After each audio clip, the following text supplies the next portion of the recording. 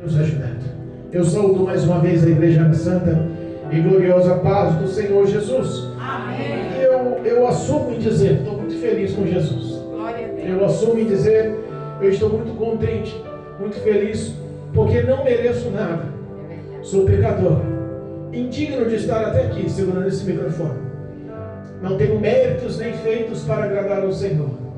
Mas a Bíblia nos fala que a sua misericórdia, ela se multiplica a cada manhã. E é por causa das suas misericórdias que nós não somos consumidos e entregues nas mãos do mal. Exaltamos ao Senhor por tua palavra. Último culto de 2024. Meu Deus. Último culto de domingo, né? Primeiro dia da semana. Próximo culto teremos em 2025. E poderíamos pensar em tantas palavras de vitória, tantas palavras de graça, tantas palavras de conquistas, tantas palavras de promessas. Mas a palavra não é minha. Aleluia. Essa palavra não vem de mim. É verdade. Essa palavra vem de Deus. E se nós pararmos para analisar, o mundo não está com esse clima festivo vindo dos céus. Esse clima festivo vem da terra. Esse clima festivo vem das próprias ofertas e embaraços que Satanás oferecem. Mas Cristo quer nos advertir, Cristo quer nos dar como expectativa o céu, e não como expectativa o que essa terra pode oferecer. Amém? Amém. E Deus me deu uma palavra, está no livro de Mateus. Mateus, capítulo 25.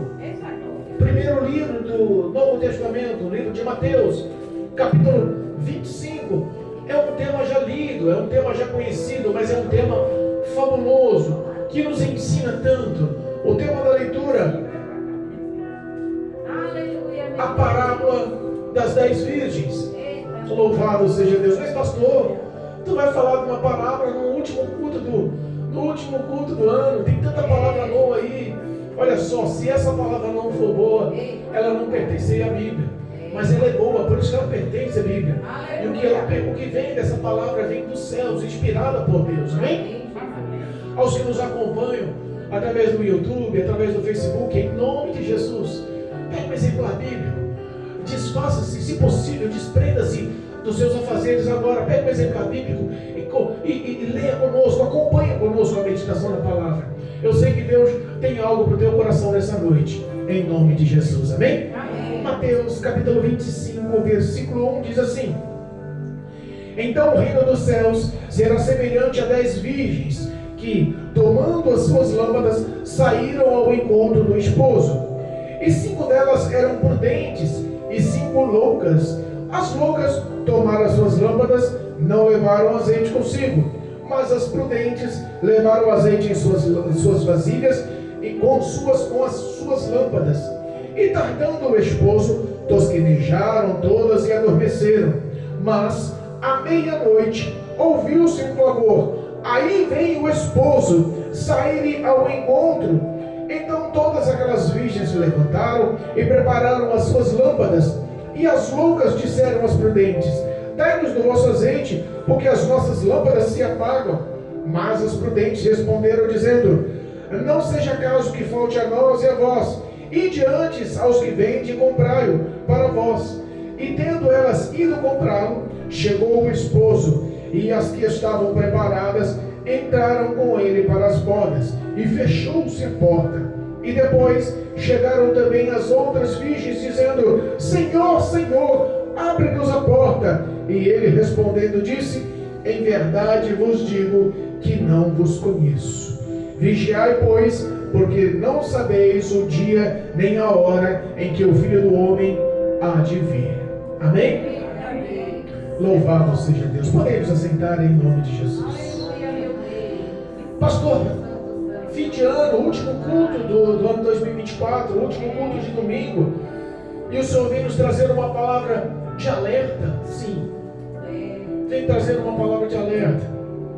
Cristo, em sua fabulosa sabedoria, nos dá uma lição extremamente pedagógica.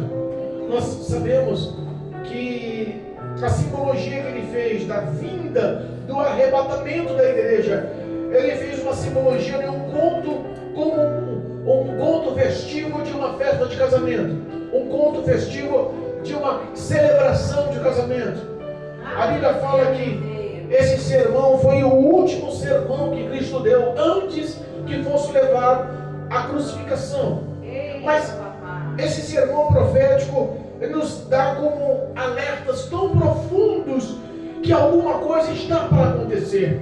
Alertas tão sóbrios, tão sensatos, que alguma coisa está para acontecer na face da terra, com a história da humanidade e principalmente com a igreja de Jesus Cristo, principalmente com a noiva do Cordeiro, principalmente com os santos, com aquele que tem um nome escrito no livro da vida, com aquele que um dia levantou as mãos e aceitou Cristo Jesus como Senhor e Salvador. Não dá para ser displicente, não dá para ser uma pessoa enganosa a si mesmo, não dá para vivermos tutubiando em dois pensamentos.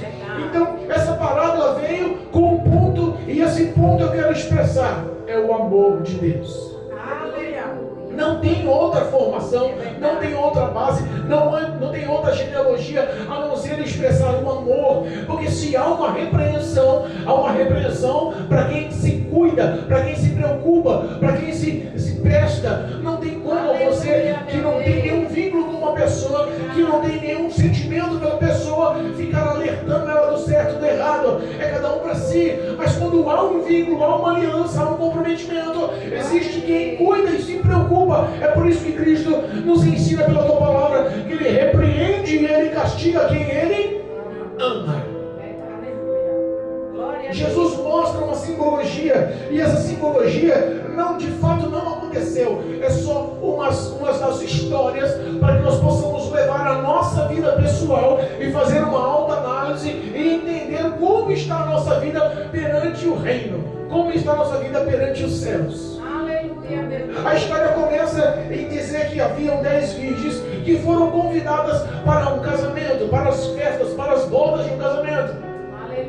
E coisa boa é você ser convidado à festa. Nós estamos num período de festa, nós estamos num período de virada de ano, e nós vemos que tudo no fim do ano, em nosso Brasil, em nossa nação, em nossa São Paulo, em nossa zona norte de São Paulo, em nosso bairro Jardim Filhos da Terra, nós vemos que parece que nesses últimos dias, nesses fim de ano, Natal, Ano Novo, nessas últimas semanas, parece que tudo perde o comando e o controle. É ou não é?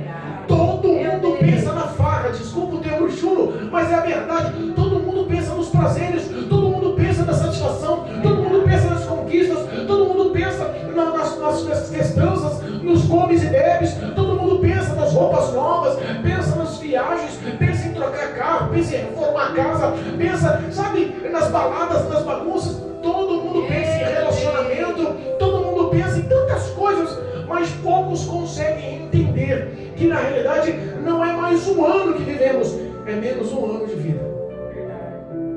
Olha como muda a perspectiva, porque nós não vivemos para a eternidade enquanto estamos nessa carne. Enquanto estamos nessa carne, tudo tem começo, meio e fim, e uma hora teremos que dar satisfação. E talvez a simbologia dessa ação de prudência que Cristo mostra em 5 e de loucura que Cristo mostra em 5 das virgens, mostra uma simbologia de pessoas santas. É da igreja, não está falando com o mundo. Quando a gente fala que Jesus fala sobre 10 virgens, as virgens são pessoas separadas, pessoas castas, pessoas que não andam segundo o mundo, que não andam segundo os princípios, os valores, a liturgia do mundo, mas segundo os valores bíblicos, segundo os valores ministeriais, segundo os valores de Cristo. É por isso que ele dá uma advertência tão severa de 50% dos que estão na igreja. Olha, 5 delas eram prudentes, foram todas elas convidadas, e 5 delas eram loucas. Mas qual a diferença, pastor, dessas prudentes e dessas loucas? Jesus fala nessa parábola que elas se arrumaram, se prepararam. Ótimo, eu imagino a ansiedade, a alegria. Imagina 10 mulheres se arrumando e se preparando juntas para uma festa de casamento. Todas deviam estar alegres, todas deviam estar satisfeitas, todas deviam estar na expectativa, todas deviam estar imaginando como seria as festanças. Mas a Bíblia fala que 5 delas se arrumaram, se prepararam e levaram a sua candeia, a sua lamparina, mas também levaram azeite em uma vasilha à parte, em sua reserva. Mas 5 delas não tiveram esse pensamento, não tiveram essa prudência, não tiveram esses pensamentos.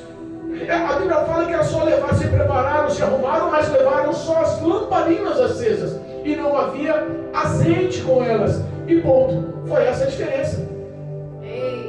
Não houve outra diferença. A loucura de você ter reserva, de pensar no que aconteceria futuramente, e a sobriedade, perdão, de levar azeite em reserva, e a loucura de não levar. Não havia outra diferença. Repara que a Bíblia fala, que Jesus fala nessa história que o noivo demorou, todas tiveram sono, todas pegaram no sono. Talvez esse sono represente as dificuldades, as provações, as lutas que passamos no dia a dia, e espiritualmente todos que de vez em quando dormimos. Não há quem fique ativo verdadeiramente, porque a Bíblia fala que o espírito está pronto, mas a carne é fraca. Então não há quem fique 100% ligado 24 horas. Se você chegar nesse perfil de varão perfeito, se enquadra na história de Enoque, que o próprio Deus desceu dos céus e o levou para si, porque alcançou a estatura de varão perfeito. Eu creio que nos dias de hoje, uma pessoa para andar na perfeição como Enoque, ele está numa situação extremamente rara de acontecer. Então nós podemos enquadrar que a diferença dessas mulheres só era verdadeiramente a prudência. Agora vem cá, o que representa a prudência? Olha só, a Bíblia nos fala aqui que Satanás, ele anda ao derredor como um leão bramando e rugindo e buscando a quem possa tragar. Mas no início desse versículo, Pedro está dizendo, lá em 1 Pedro, que nos expressa esse versículo, se não me engano, é capítulo 8. No capítulo 5, versículo 8, se não me engano. No início desse versículo, ele diz primeiro assim, ó, vigiai e orai. E aí ele expressa a ação que Satanás está preparando para realmente dilacerar as almas e conduzi-las ao inferno. O propósito do diabo de te afetar não é porque ele te odeia única e deliberadamente, é porque ele sabe que ele afetando você, ele machuca o coração de Deus. Ele sabe que você é importante aos olhos do Senhor. Ele sabe que o que Deus projetou para a sua vida é grandiosíssimo, e que a base da projeção dos projetos, do querer de Deus para a sua vida, enquadra-se em misericórdia, compaixão, perdão, remissão, amor, graça, e tudo que ele queria, ele perdeu. Toda essa ação benevolente de Deus, ele perdeu. A Bíblia nos fala que os próprios demônios nos odeiam, porque verdadeiramente perderam o privilégio da misericórdia de Deus. Eu imagino Satanás. Mas como é que pode aquele pastor? Erra, peca, falha. O cara todo dia dá um tropicão. E toda vez que ele fala, Senhor, me perdoa, Deus desce com remissão, cobre com sangue, limpa as vestes. E o diabo está falando, rapaz, esse cara não merece perdão, mas Deus do céu usa de misericórdia. Isso deve enfurecer o diabo.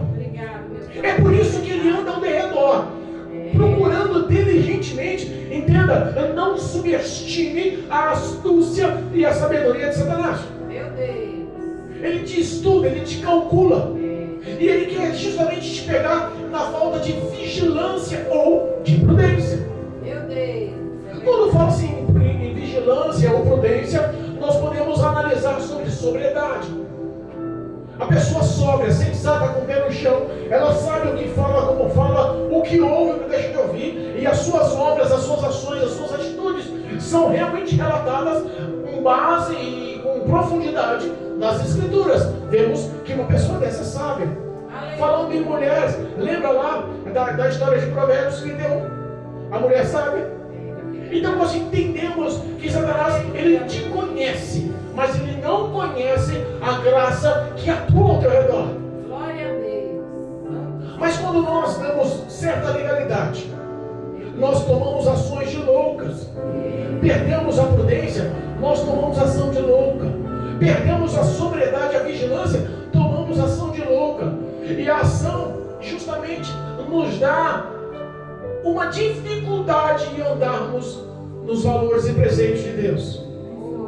Quais são as dificuldades? Quais são as loucuras que os crentes estão realizando hoje? Se essa palavra é para a igreja, essa palavra não é para ímpio, essa palavra é para salvo, essa palavra é para os que estão congregando, essa palavra é para os que estão debaixo da cobertura pastoral. Quais são as loucuras que nós vemos hoje? Pessoas que estão andando conforme os seus próprios pensamentos, conforme o seu próprio coração. Pessoas que estão andando em roda de escarnecedores, sentando em roda de zombadores, pessoas que estão se envolvendo pouco ou muito com o mundo, achando que tem o domínio da sua própria vida, achando que a influência que o mundo oferece não vai lhe afetar. E a Bíblia nos ensina que às vezes se enganamos. Não vos deixe enganar. As más conversações corrompem os bons costumes. E às vezes nós não se achamos corruptíveis. Às vezes nós achamos que temos o domínio e o controle da nossa vida. Mas devagarzinho, Satanás, com as influências, com os dardos inflamados do maligno, com toda a influência de ser querido, de ser aceito, de ser aprovado, ela começa corrompendo os valores do Senhor. A santidade começa a ficar pesada. Foi lido hoje aqui na leitura oficial que os mandamentos do Senhor não são pesados. Mas entenda, Aleluia, meu Deus. nós vemos hoje, infelizmente, uma igreja corrompida. E a corrupção começa a voltar. Meu Deus. Infelizmente, é uma verdade, e a Bíblia já nos advertia essa verdade, sobre falsos profetas. Meu Deus. Se existe uma corrupção, e essa corrupção não está no mundo, porque essa palavra para a igreja, essa corrupção, ela começa a influenciar e levar pessoas sóbrias, sensatas à loucura e à imprudência. Quantas vezes nós somos guiados ou seguimos como espelho de vida os que estão em destaque dentro da igreja?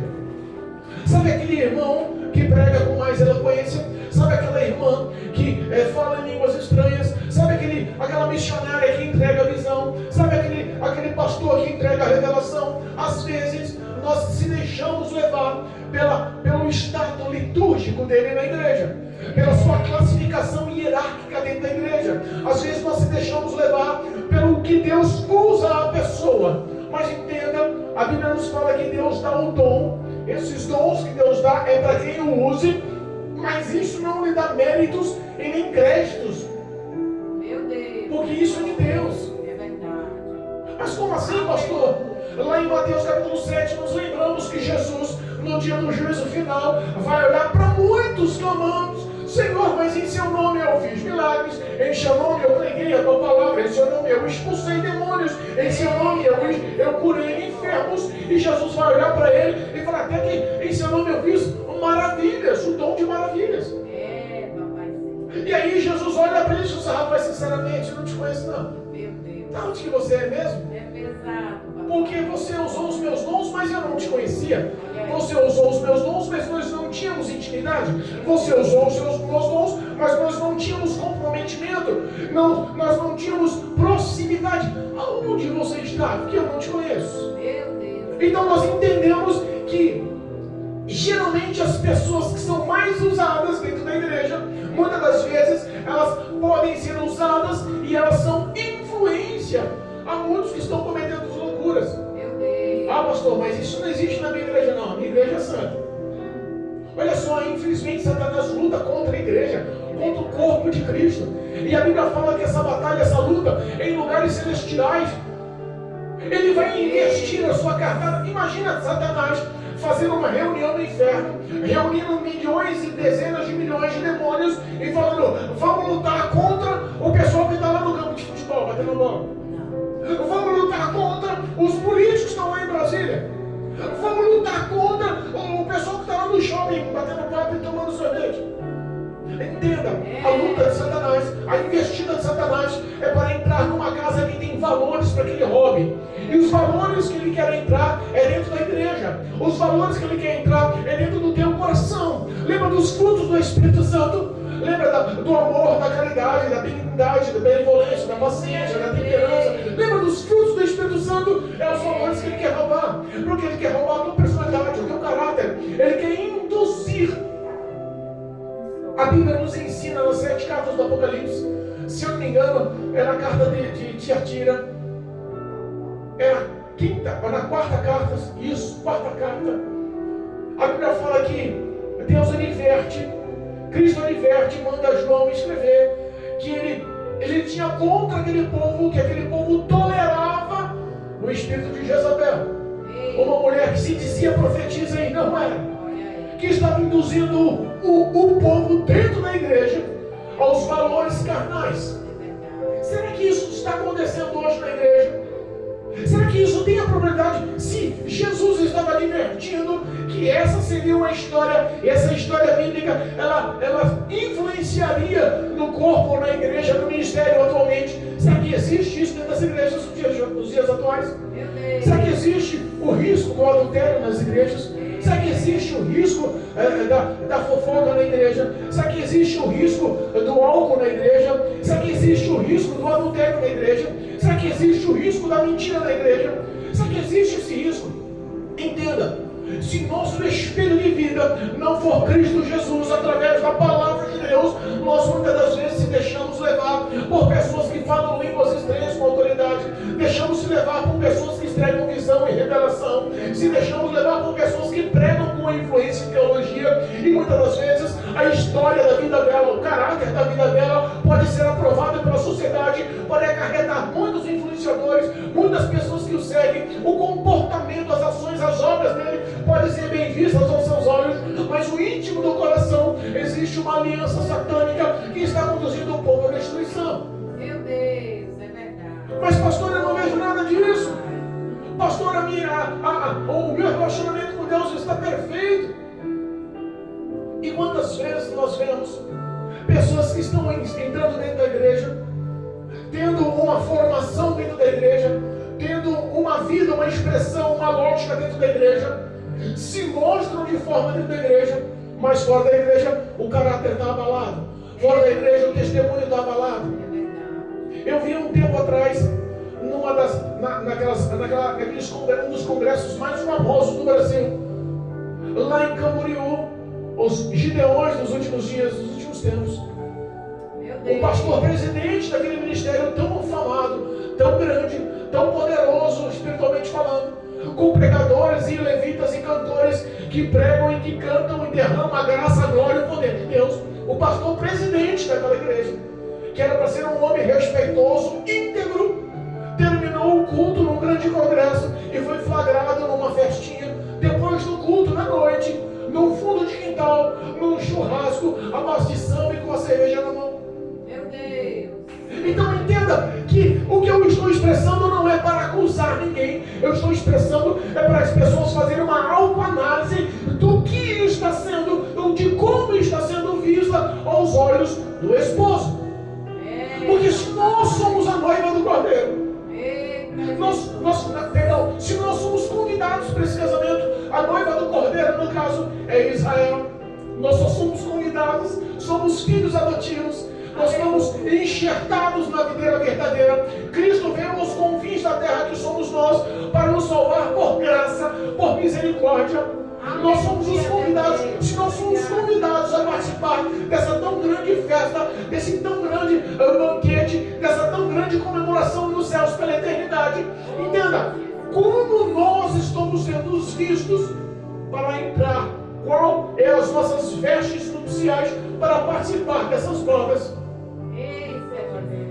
A diferença não era muita, era uma só: falta de azeite reserva.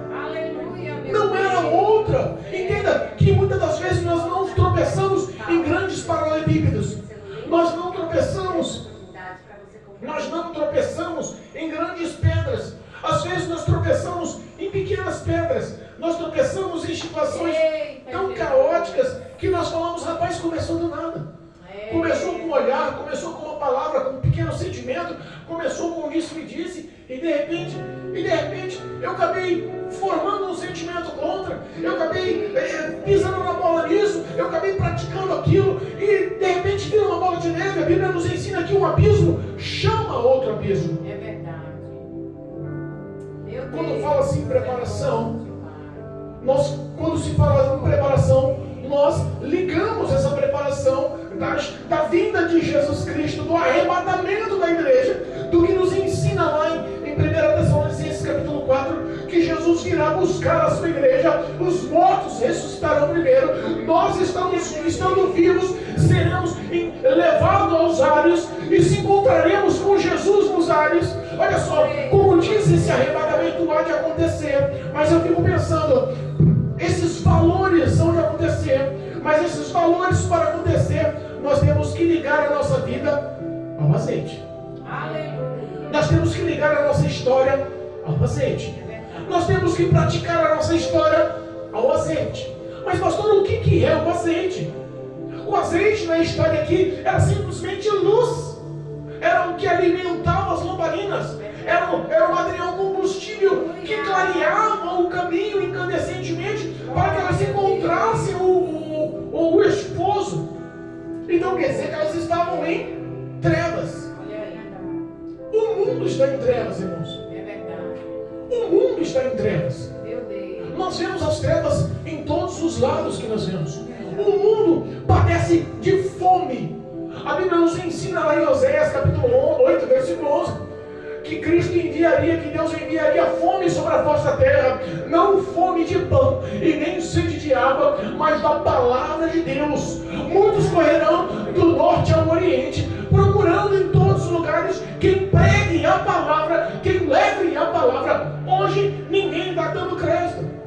As igrejas estão vazias, e não é só aqui. Eu conheço muitos pastores amigos meus que as igrejas estão vazias. É verdade.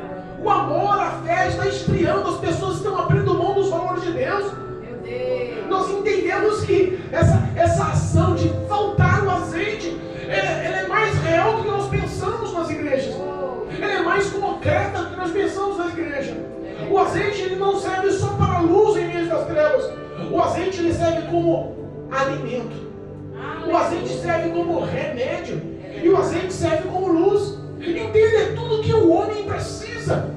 A Bíblia nos ensina que nós fomos constituídos e ungidos para resgatar, para buscar os que estão presos e cativos, para levar a cura aos enfermos, para levar as boas novas do Evangelho.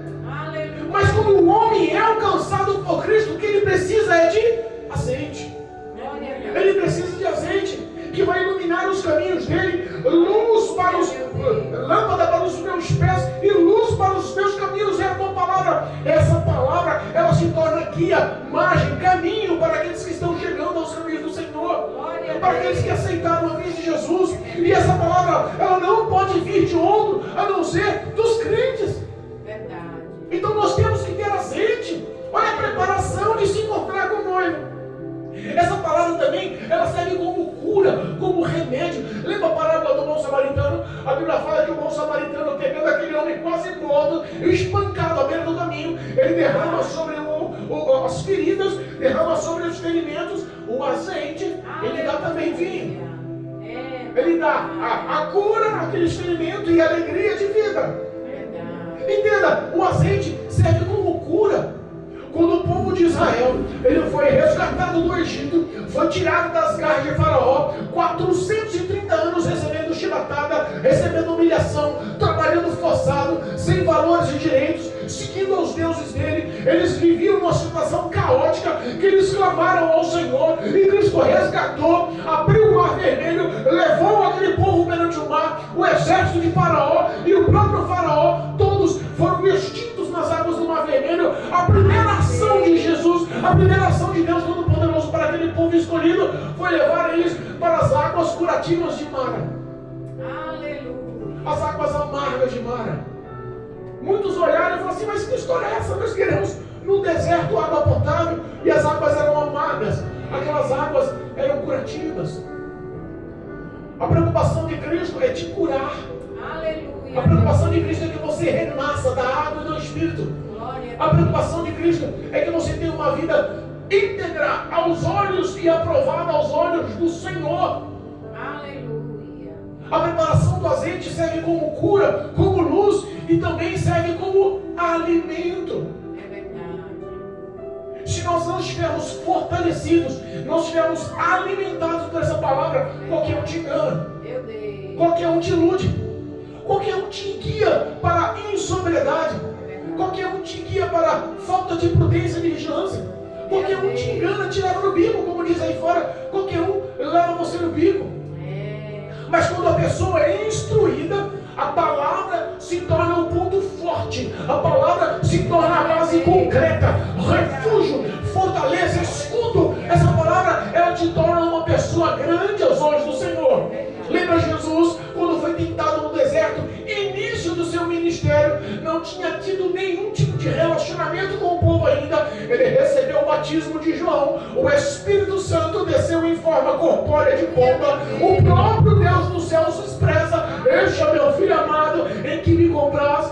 Tudo relacionado para uma coisa tão singela, tão gostosa, tão agradável, tão festiva. Aí a Bíblia fala que o Espírito Santo leva o próprio Jesus ao deserto. É verdade. As tentações e provações começaram no princípio, na hora, no começo do ministério. Mas a Bíblia fala que Cristo ele venceu toda a tentação, toda a investida, todos os dados de Satanás, foi pelo seu poder.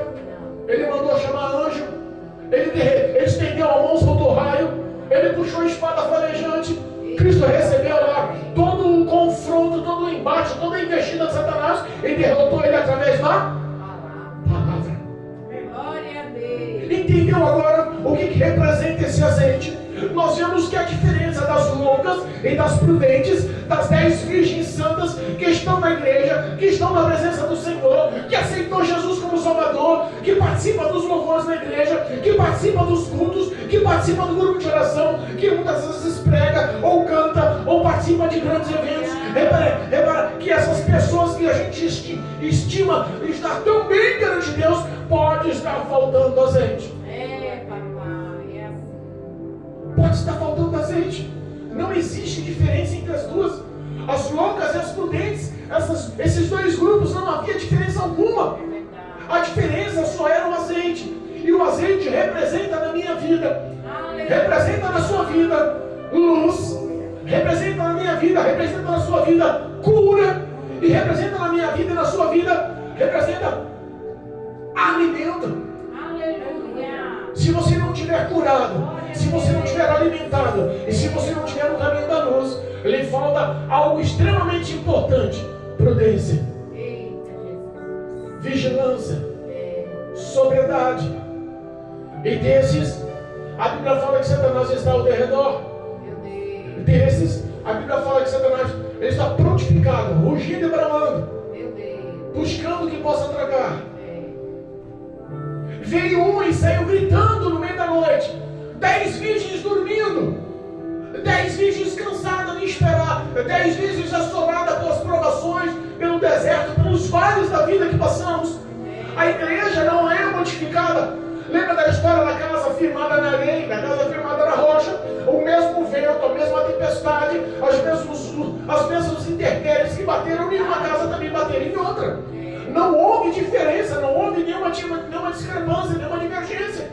As provações sobre as virgens loucas e sobre as virgens prudentes são as mesmas. Mas entenda, uma delas tinha prudência, as 5 delas tinham prudência, porque tinham a reserva do azeite. Glória a Deus. Eu posso repartir com você palavra, eu posso repartir com você caridade, eu posso repartir com você louvor, mas azeite não. É. Azeite é conquistado sozinho. Aleluia. Azeite, a reserva do azeite é só tua. Verdade. No dia do arrebatamento, não dá para ninguém pegar da sua mãe e falar assim: eu vou te dar meu azeite, você vai subir e grudar comigo. Não dá. No dia da morte, porque a Bíblia nos ensina que Deus ordena a morte do homem, e após a morte do homem, ele se encontra cara a cara no juízo de Deus, É verdade. no tribunal do Senhor, para dar satisfação. E nesse momento de morte, não dá para me segurar na mão do Marcelo e falar assim: Marcelo, eu vou morrer, você vai morrer, mas nós vamos juntos e eu vou dar satisfação da sua vida lá para Deus. Não dá.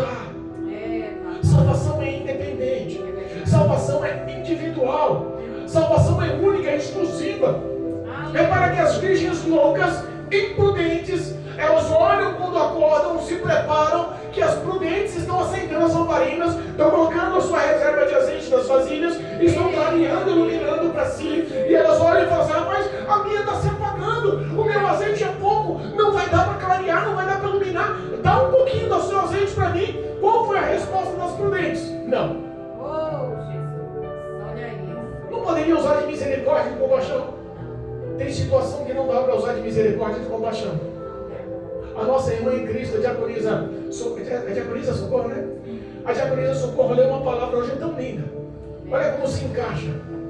A Bíblia fala, na leitura que a diaconisa leu hoje, que existem homens e mulheres que pecam, e há pecados que nós temos que orar para que Deus dê vida e levante. Mas existem homens e mulheres que pecam, e sobre algum tipo de pecado, a Bíblia nos orienta a não orar, porque é pecado de morte. Meu Deus. Entenda uma coisa. Jesus Todo-Poderoso. Olha como é pesada a história. Entenda uma coisa. Nós seremos julgados pelas nossas obras. É pelo sentimento, não, a Mara é tão boazinha, tadinha da Mara. Oh, a Mara é boazinha. Todo mundo gosta da Mara. Quem não gosta da Mara? Rapaz, eu gosto da Mara. O Marcelo é querido. Oh, rapaz, o Marcelo é gente boa demais. Mas vem cá, a minha visão é a mesma visão de Deus. Os meus pensamentos, os meus sentimentos conseguem enxergar os pensamentos e os sentimentos do Marcelo, da Mara. Quem nos conhece intimamente, a nossa mente, os nossos sentimentos, o nosso coração, as nossas obras, as nossas atitudes, as nossas falas, os nossos caminhos, o nosso íntimo, o nosso particular, é só Deus. É só Deus. Aleluia. Entenda, tem situação que o homem vai fazer a autoanálise e se arrepender de não ter mudado os conceitos, de não ter mudado os valores. Se nós pegarmos no próprio capítulo 25 de Mateus, no versículo 21 está dizendo assim, ó: e o seu Senhor lhe disse: bem-estar, servo bom e fiel. Sobre o pouco foste fiel, sobre o muito te colocarei. Entra no gozo do teu Senhor. Esse versículo é conhecido ou não é? Ser fiel no pouco, para que Deus te honre no muito. É conhecido. Mas, se nós pegarmos o sentido desse versículo, não pode ser encaixado na história das 10 virgens loucas e das virgens loucas e as das sábias. Porque existe aqui o servo bom e fiel. Então quer dizer que existe o servo infiel e mau. E está falando aqui, ó, que é o servo bom, que foi fiel no pouco. O que pode ser o pouco para essas 10 virgens? O pouco talvez seja o nosso tempo de vida sobre a face da terra. Vivemos em quantos anos na face da terra? A estimativa de vida está o quê? 73 anos, 78 anos, eu não sei. Mas vamos chutar alto. Vamos dizer que a minha esposa, vamos dar exemplo da minha esposa, né? Falar de outra não, falar da minha esposa. Vamos dar um exemplo que a minha esposa viva bem, viva muito, viva saudável e morra com 120 anos de idade. Difícil alguém chegar a 120 anos de idade hoje. Mas ela viveu bem, ela viveu saudável, ela viveu lúcida, ela viveu feliz, 120 anos e sem Jesus. Agora responda para mim, 120 anos é muito, mas ao mesmo tempo é pouco comparado com a eternidade. É verdade. Então, quando nós vemos aqui Cristo falando, servo bom e fiel, foste fiel no pouco, que representa o nosso período de vida sobre a face da terra, então no muito eu te colocarei. E aí a parte B do versículo diz: entra no gozo do teu Senhor. Aleluia. É, Jesus, não se enquadra nas virgens prudentes, servas boas e fiéis, estão levando a luz e estão levando também azeite. Aleluia. Olha só, a festa foi feita para você, pai. Pode entrar, as portas estão abertas. Entra na alegria, no gozo, na paz, na felicidade, na eternidade do seu Senhor. Aleluia. Mas a Bíblia fala que quando as virgens loucas pediram azeite às sábias, às prudentes, que elas falaram não, elas deram um caminho. Vai para quem vende. Eita. Tradução: existe uma influência negativa na igreja. Olha aí. Que tudo parece que se banalizou, tudo parece que é conquistado com facilidade, tudo parece que é conquistado com praticidade, porque nós estamos vivendo um mundo de imediatismo. Meu Deus. Deus faz uma promessa para você hoje, Deus tem uma chamada para você pastoral. Rapaz, em 6 meses o cara quer ser pastor, se o cara não é pastor, ele desvia. É. E nós vemos que essas ações são tão grandes e tão corriqueiras que muitas das vezes as pessoas aceitaram Jesus, 3 meses depois estão todas cheias da força do primeiro amor, estão subindo aos montes para buscar e orar, e lá as pessoas influenciadas pela carne dizem: olha só, eu tenho um chamado pastoral e Deus manda te ungir hoje. 3 meses de crente, está jogando, derramando azeite sobre a cabeça. Meu Deus. É verdade. Repara que tem algumas insensatez. Repara que existem algumas imprudências. Então parece que o imediatismo espiritual de hoje está matando a prudência, está matando a sobriedade da noiva do Cordeiro. Está matando, sim. Parece que é loucura o que o pastor está falando. Mas o que o pastor te orienta hoje é realmente pagar o preço.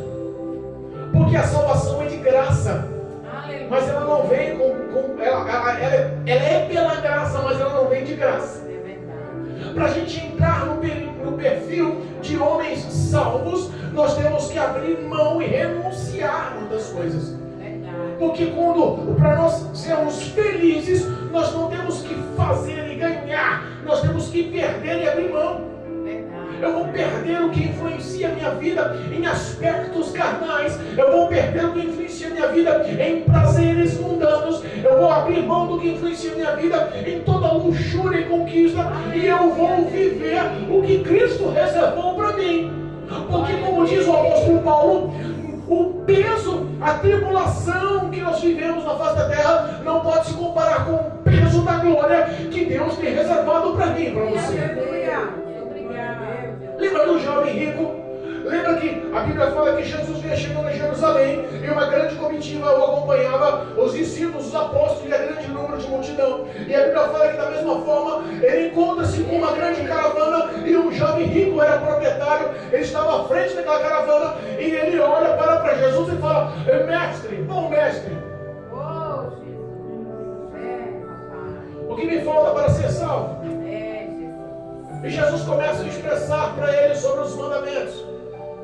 E ele fala: não, mas eu cumpro esses mandamentos desde a minha adolescência. Então lhe falta só uma coisa: pega o que você tem, vende, e reparte aos pobres, e assim terás um tesouro nos céus. O coração daquele homem se apertou, entristeceu. E Jesus disse: olha só, como é difícil entrar um homem rico no reino de Deus. Lembra da história do homem rico e Lázaro? Lembra do homem rico que vivia em toda a sua vida regalada, com vestilinho fino, e vivia uma vida deslumbrante, mas à porta da sua casa havia um mendigo chamado Lázaro, cheio de chagas e feridas, e que olhava e sonhava em comer e se alimentar com as migalhas que caíam da mesa. A Bíblia fala que ambos morreram. Os anjos o levaram, o Lázaro, à presença do pai Abraão, e aquele homem foi sepultado e lançado ao inferno. Lá no inferno ele olha Abraão e Lázaro lá de cima e fala: pai Abraão, olha só, manda Lázaro molhar a ponta do dedo na água e vir refrescar a minha língua, porque eu estou atormentado nessas chamas. Olha aí, meu Deus. Tem coisas que Cristo falou tão claro. Existem dois caminhos. Caminhos largos, ao qual muitos entram. Meu Deus. Nós vemos essa semana passada como o caminho largo está influente nos dias atuais, né? É verdade. Como estava essa rua? Quanto funk tocando, quanta gritaria, quanta alegria, uma alegria desvairada, uma alegria sem controle, uma alegria, uma felicidade sem rumo, sem base. Eu tenho que rir tudo hoje, eu tenho que comer tudo hoje, eu tenho que festejar tudo hoje, porque parece que amanhã não tem destino, não tem final, eu quero ser tudo que eu tenho que fazer hoje. É ou não é uma verdade? E nós vemos que não há nenhum tipo de pensamento em honrar ao Senhor, não há nenhum tipo de pensamento em glorificar ao Senhor. Pelo contrário, a virada de ano vira uma virada de ano de como é que simpatia. Vou pular 7 um dia. Não é? Vou usar roupa branca para ter paz. Vou usar uma roupa íntima vermelha por causa do amor. Sabe algumas coisas que nós vemos? Promessas. Eu vou comprar meu carro, eu vou ganhar promoção, eu vou trocar de mulher, eu vou casar. Sabe, vou emagrecer. As mulheres, vou emagrecer.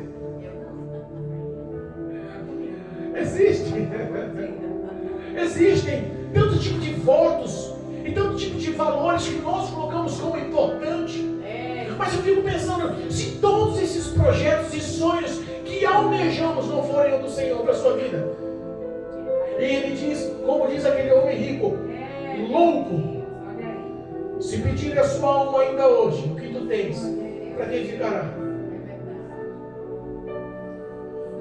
Eu sei que as virgens prudentes encontraram, E sabe, aquele que a parábola ensina que Jesus fala, que vem gritando à meia-noite. A meia-noite é a hora do sono mais forte. A meia-noite é a hora da noite mais escura. A meia-noite é a hora que o cansaço bate.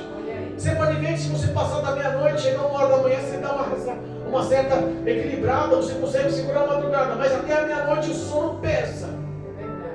A Bíblia fala que no momento íngreme da meia-noite, um levanta e começa a gritar, aí vem o meu esposo. Sabe quem é esse? É a Mara, quando convida o vizinho para vir para a igreja. É a Socorro, quando louva Jesus lá na entrada do... Como é que chama? Na entrada do prédio lá? Hã?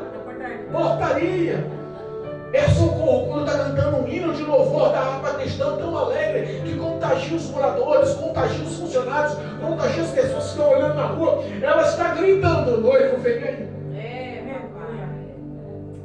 Sabe, quando nós vemos que nós temos um papel de anunciar que o noivo vem aí, e muitos não estão dando mais crédito, vai haver muito arrependimento, vai haver muito choro, vai haver muitos ais.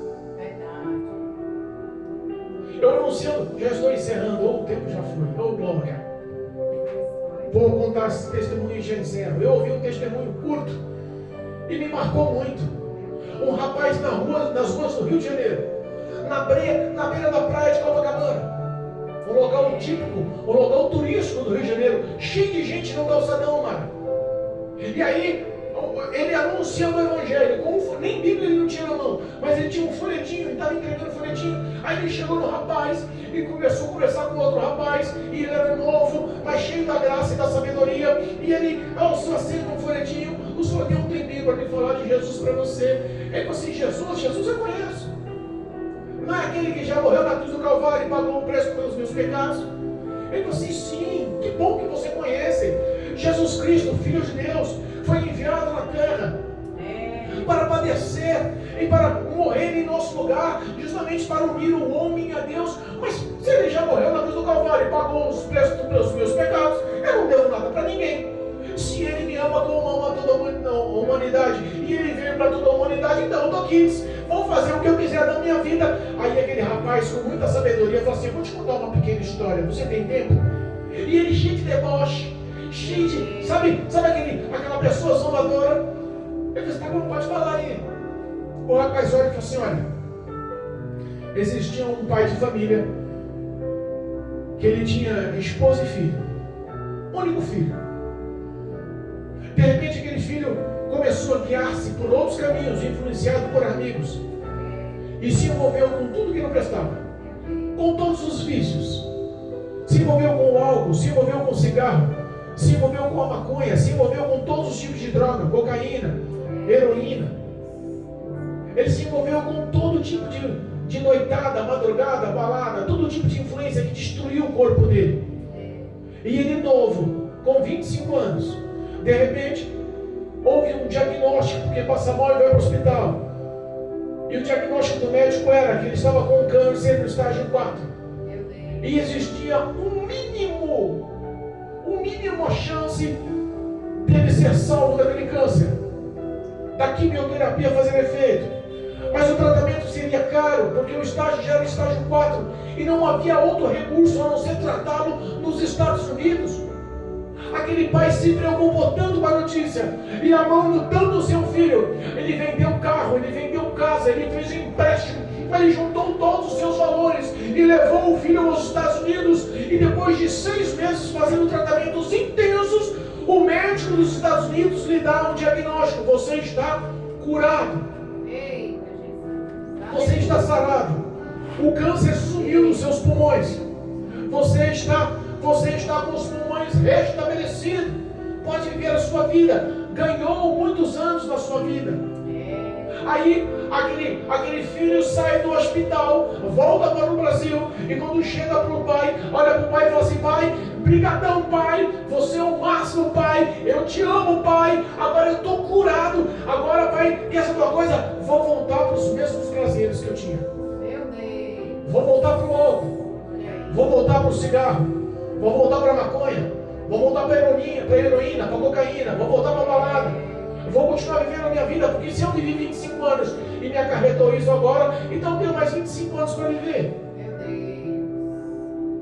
E o pai olha para ele e fala assim: filho, eu doei tudo que tinha, eu sofri tudo com você, eu chorei com você, eu perdi casa, carro, fiz empréstimo, perdi os meus valores, eu sofri para que você tivesse saúde e cura, e agora você quer voltar aos mesmos valores, aos mesmos preceitos. Não conte comigo. Quando aquele rapaz contou lá em Copacabana, no calçadão, ele parou, olhou e terminou de contar. Aquele menino zombador, cheio de sarro, um moleque jovem, cheio de ginga, olhou para ele e falou assim: rapaz, eu entendi. Então foi isso que Jesus fez por mim. Foi. Morreu na cruz do Calvário para pagar o preço pelos seus pecados. Levou sobre si as suas dores, as suas enfermidades, acarretou sobre si as suas maldições, tirou a condenação da morte do inferno sobre as suas costas e te dá a esperança e a felicidade da vida eterna ao lado do Senhor. E depois que ele pareceu, você vai olhar para ele e falar: tudo bem, agora eu vou continuar vivendo a vida como eu acho que é certo. Meu Deus. Em nome de Jesus, viva o azeite. Em nome de Jesus, tenha azeite. Em nome de Jesus, reserve o azeite. A sua diferença para entrar nas bodas do Cordeiro e para não ouvir o que Jesus falou, o esposo falou, as loucas insanas que chegaram depois. Abre-nos a porta, Senhor. Olha só, eu sinceramente não conheço você não. Meu Deus. Mas eu sou uma das 10 virgens, mas eu não te conheço. Olha aí. Mas eu fui convidada para a festa, mas eu não te conheço. Meu Deus. Mas eu sou crente, mas eu não te conheço. Mas eu congrego lá há 30 anos, mas eu não te conheço. Mas eu cantei na igreja, mas eu não te conheço. Eu até falei que Jesus ama para o meu vizinho, mas eu não te conheço. Entenda, você tem que ter reservas. E as suas reservas só são conquistadas pelo teu próprio esforço. O Espírito Santo, teu ajudador, o teu amigo íntimo, ele está prontificado a te capacitar para tal. Ele quer comprometimento e relacionamento verdadeiro. Não está a fim de ficante. Ele está a fim de relacionamento eterno com você. Em nome de Jesus, saia daqui sabendo que você é precioso aos olhos do Senhor, que você é precioso aos olhos do Senhor, que o projeto de amor e de vida eterna que Ele tem para a sua vida é maior e melhor do que você pensa. Os seus olhos não viram, os seus ouvidos não ouviram. Você nunca conseguiu imaginar e calcular o que Deus tem reservado. 2025 vai ser um ano de mudança. 2025 vai ser um ano de vida. 2025 vai ser um ano de sair da mesmice. 2025 você vai se levantar novamente com a força daquele primeiro amor que você tinha. Aleluia. Não se embarace com o mundo. Aleluia. Que Cristo possa te dar a unção de vida essa noite, para que você levante a cabeça e ande nos valores e nos preceitos do Senhor. Amém. Em nome de Jesus. Amém. Em nome de Jesus. Amém? Amém. Louvado seja Deus.